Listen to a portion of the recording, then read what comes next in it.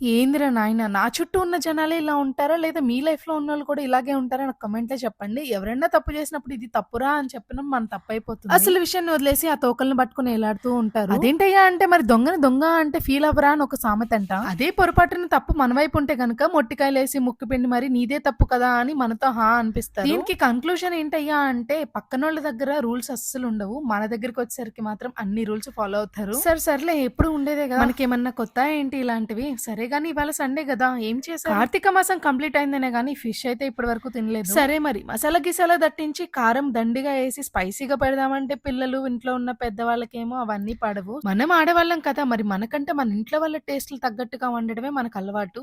అందుకే నా స్పైసీనెస్‌ని బ్యాలెన్స్ చేసుకోవడానికి అన్ని పచ్చిమిరపకాయలు వేసుకుంటాను చేపల పులుసులో. అంతా బానే ఉంది. ఒకవేళ మీ టేస్ట్‌కి తగ్గట్టు కావాలంటే ఇంకో 2 స్పూన్ల కారం ఏసుకోండి. పర్ఫెక్ట్‌గా ఉంటుంది. పులుసైతే ఆయిల్ బయటికి తేలేంత వరకు ఉంచుకొని లాస్ట్‌లో కొత్తిమీర ఏసుకొని తింటే సూపర్ ఉంటది.